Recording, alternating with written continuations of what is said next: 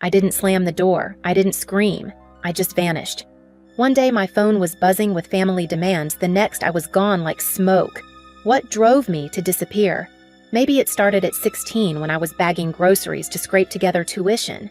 Maybe it was after I clawed my way through $80,000 in student loans while my sister sailed through a fully paid college with a new car in her driveway. But the breaking point came the night they smiled across the table and said, "You could easily afford her $350,000 apartment." That was when I chose silence and escape.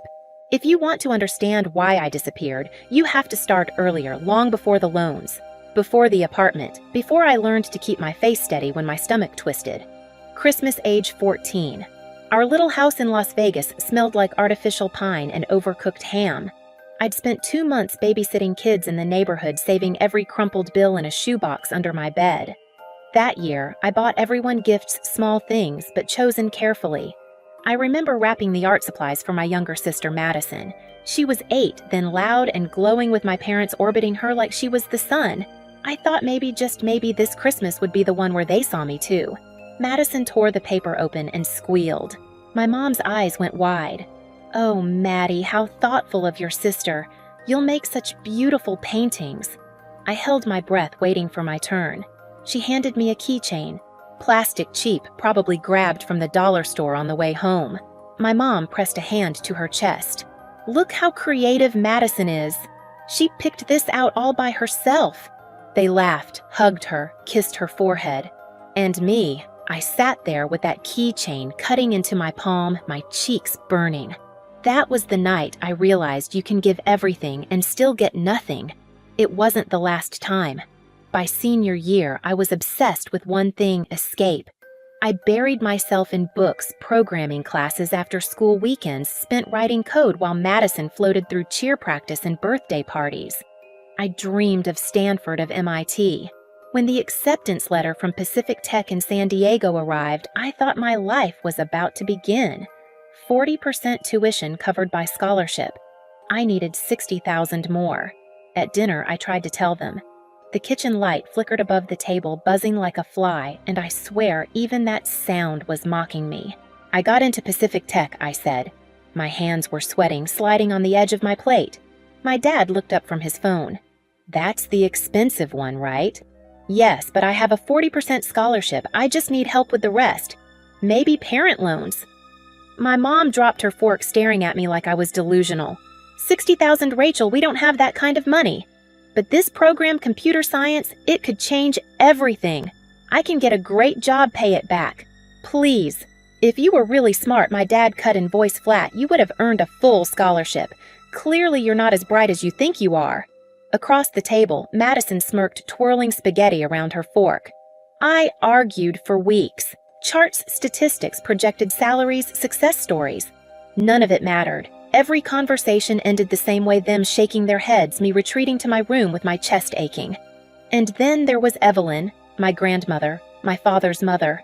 She lived 4 hours north in Reno in a weather-beaten house with peeling paint and the softest quilt you could imagine. She was the only one who listened. When I told her about Pacific Tech, her face went red with fury. "Those idiots," she muttered, shaking her head. "They don't know what they're throwing away." "It's fine, Grandma," I lied. "I'll just do community college. Like hell you will." She pressed an envelope into my hand. $200 inside. Probably everything she could spare. "You got in fair and square. You'll find a way." I did. Federal loans, 6 figures on paper, deferred for 6 months after graduation. The weight of debt settled onto my shoulders like a heavy winter coat, but I convinced myself I could carry it. The day I left for San Diego, I stood at the front door with my suitcase. "Bye," I called. From the kitchen, my mom's voice drifted back. "Drive safe. No hugs, no tears, no, we're proud of you." Madison didn't even look up from the TV. Grandma Evelyn was there, though. She hugged me tight enough to crack my ribs, then slipped her pocket watch into my palm. Brass-worn, smooth ticking, steady. "Keep this with you," she said. "When it ticks, remember time is yours to use, not theirs to waste." College was brutal.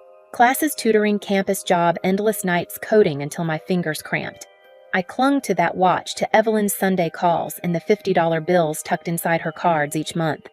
My parents' silence, except for quick birthday calls that always circled back to Madison, her grades, her cheer squad, her student council. When graduation came, I looked for them in the stadium crowd, even though I knew better. The stands erupted with families waving signs, crying, snapping pictures. My phone buzzed the night before. "Hi, honey, congratulations tomorrow. We can't make it. We booked a cruise with Madison. It's her spring break. You understand, right? I did. I understood too well." Evelyn sat in the stands clapping until her hands turned red. She took me to dinner afterward at the fanciest restaurant in town. "You did it," she said, raising her glass. "Don't ever forget you did this by yourself." But here's the thing. Even in that moment, glowing with pride, a small voice in my head whispered, "They're not done with you. One day they'll come knocking again." And I didn't know then how right I was. I thought that once I graduated, things would change. Maybe they'd notice me when they saw the offer letter, $65,000 a year, full benefits, a downtown office in Seattle. But recognition never came. Loan repayment started 6 months later, $600 every month, an iron chain rattling at my ankles. I lived cheap.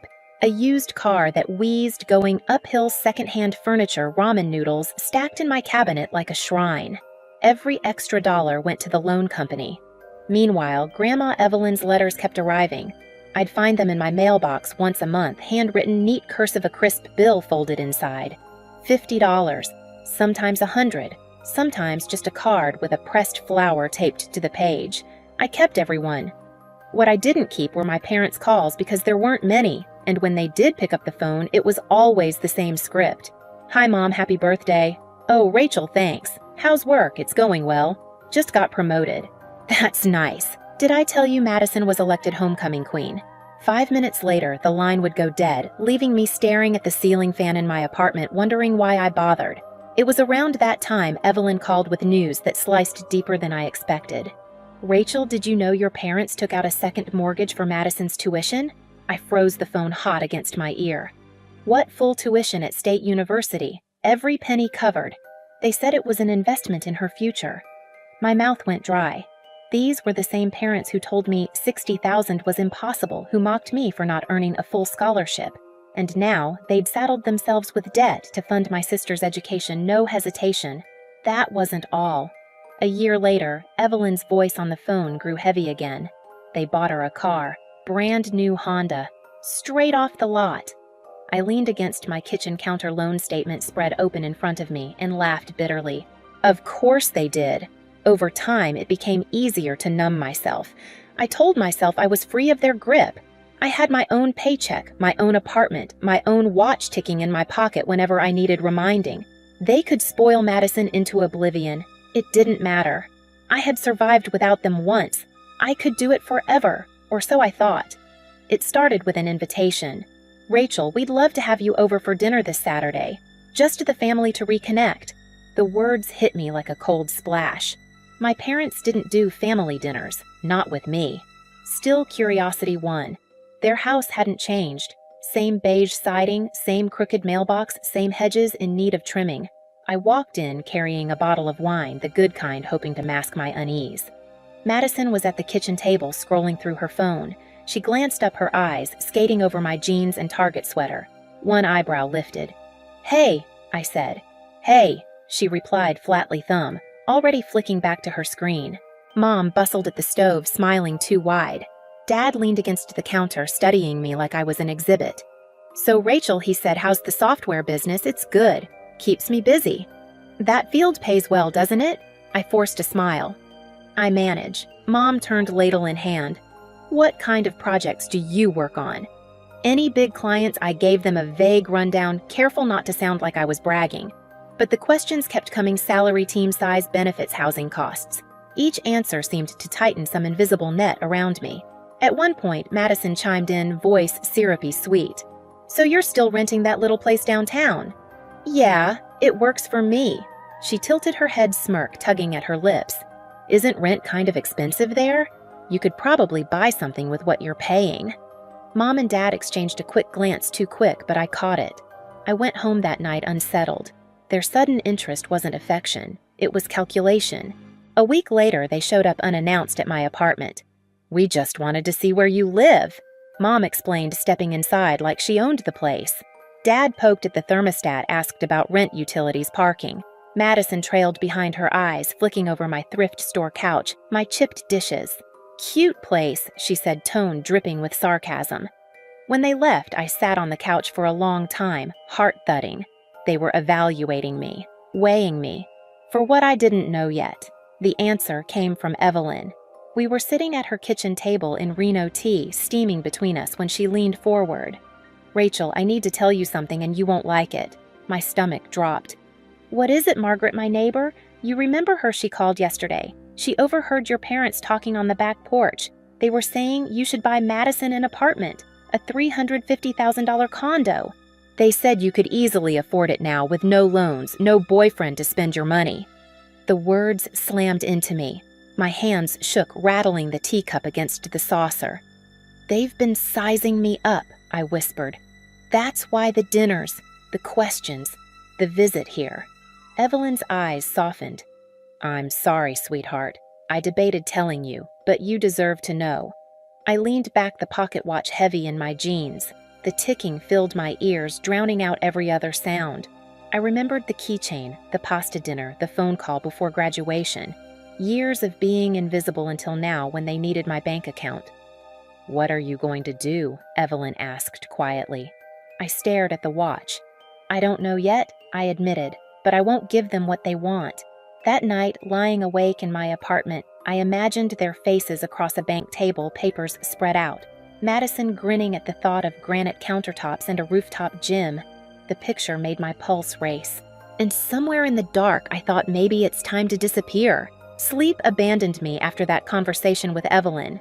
I'd lie in bed, staring at the ceiling fan slicing the dark into fragments, the watch on my nightstand ticking so loud it felt like a second heartbeat. Every tick whispered the same thought run. But leaving wasn't simple. I had my job in Seattle, my friends, the tiny sense of stability I'd carved out of years of debt. And Evelyn, could I really put 4 states between us when she'd been the only constant in my life? At the office, I caught myself drifting in meetings, staring out the window at the cranes building yet another glass tower downtown. One afternoon, I knocked on my boss's door. "Mr. Daniels, remember when you mentioned the Denver branch?" My voice was casual, but my palms were damp. He looked up from his computer. "Yes. They're expanding pretty quickly." "Why is there still an opening?" "Because I'd like to go." His eyebrows rose. As soon as possible, I nodded. The sooner the better. He studied me for a moment, then said, "Let me make some calls." 2 days later, the decision was made. The Denver office wanted me within a month. The salary would be higher, the relocation expenses covered. It should have felt like triumph. Instead, it felt like standing on a cliff edge, wind whipping, waiting for the push. That evening, I drove to Evelyn's. Her house smelled like lemon polish and old books the way it always did. She listened quietly as I explained the transfer. Her eyes filled with sadness. "Colorado is so far, Rachel." "I know, Grandma. I hate leaving you, but I can't stay here and play their game. If I stay, they'll bleed me dry." She reached into the pocket of her cardigan and pulled out the brass watch. She placed it in my palm like a ceremony. "It was your grandfather's. I kept it all these years, waiting for the right time. Maybe that time is now."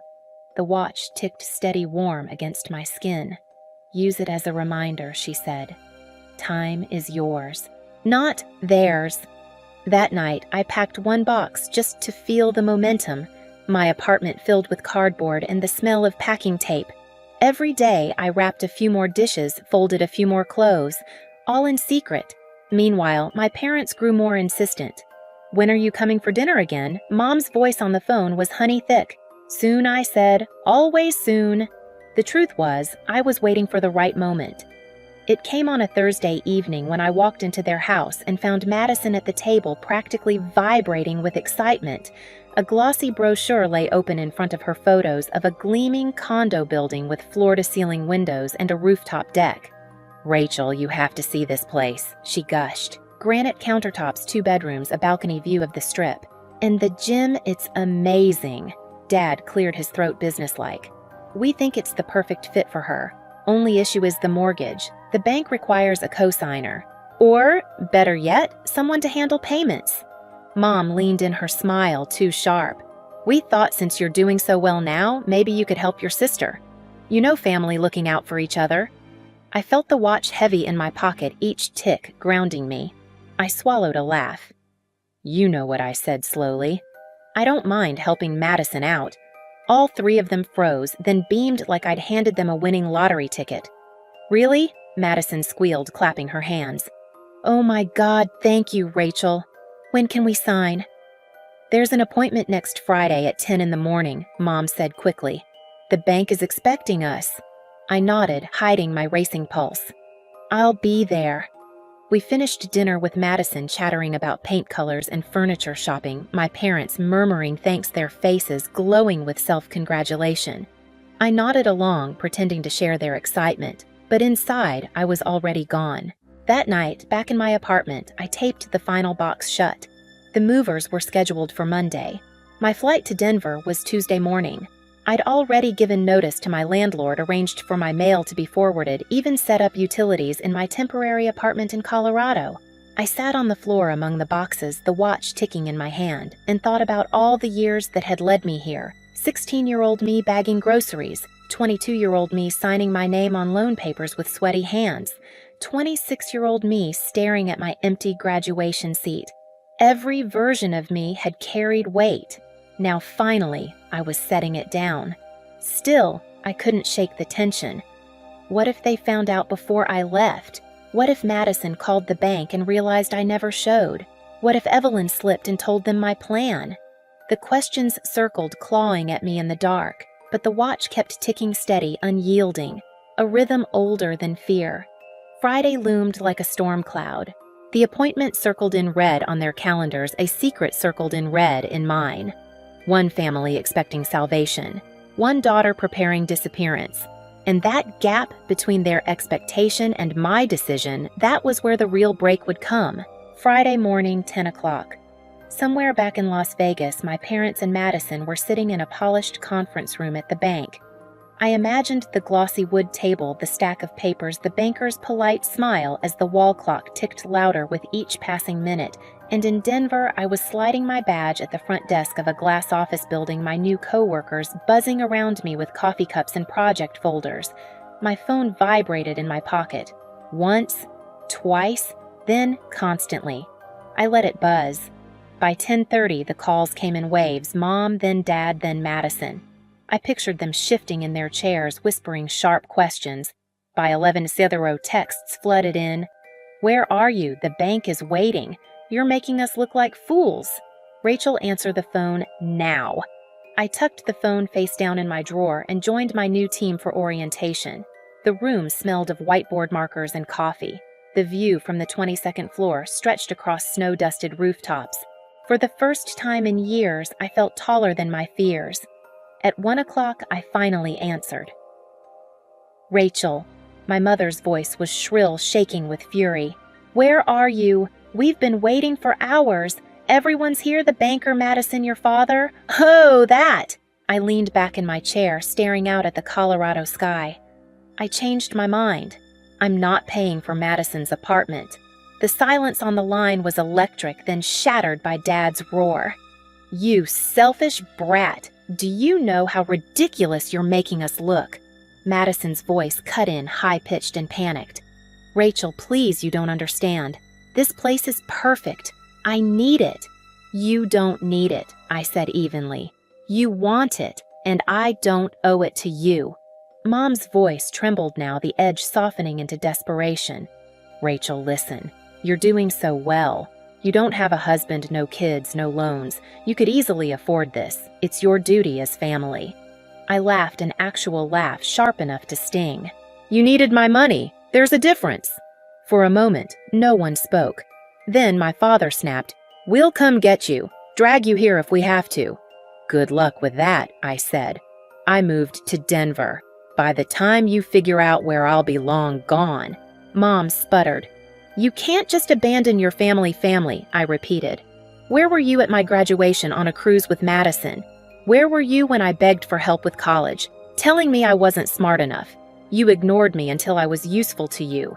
That's not family. That's exploitation." I hung up before they could answer. Then I blocked their numbers. That night, Evelyn called. "How are you, sweetheart?" Her voice was calm, but I could hear the strain underneath. "I'm good," I said, settling in. "They found you, didn't they?" She sighed. "They showed up yesterday, demanded I call you, convince you to come back. When I refused, your father had the gall to say I should cut you off if you wouldn't help family." My chest tightened. "What did you say I told them to get out?"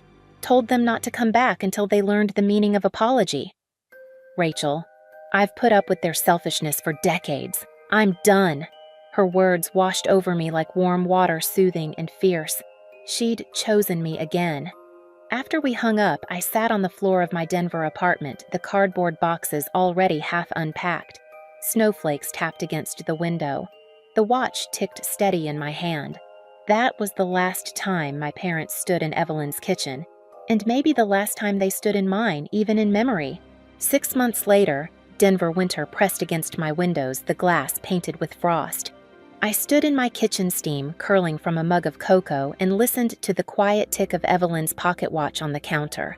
Life felt different here. The air was thinner, cleaner, each breath a reminder that I was no longer suffocating under their weight. My job had taken root, colleagues had become friends, and for the first time I was saving towards something of my own, a down payment on a house that would belong only to me. Evelyn visited when she could bundled in scarves, laughing at the altitude. We spoke every Sunday, her voice steady as ever. She told me Madison was still renting my parents, still seething their anger, circling back on itself like a snake chasing its tail.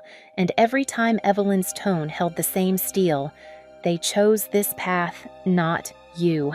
I'd walk to the window, then watching snow drift under the street lamps and realize I didn't miss them. Not their voices, not their approval, not the hollow kind of love they tried to trade for obedience. The watch ticked on, and for once, the time was mine. People like to say family is everything, but sometimes family is the wound, not the cure. I learned the hard way that love without respect is just control dressed up in tradition. Walking away doesn't mean you're heartless, it means you finally chose yourself. If you've ever felt invisible, if you've ever been told you owed more than you received, hear this, you don't. Time won't erase the scars, but it will teach you when to draw the line. And once you close that door, you'll find the air is lighter on the other side. If this story resonated with you, share your thoughts in the comments. I'd love to hear your perspective. And if you want more stories about hidden battles, family secrets, and the strength it takes to walk away, make sure to subscribe and stay with me. Your support helps these stories reach the people who need them most.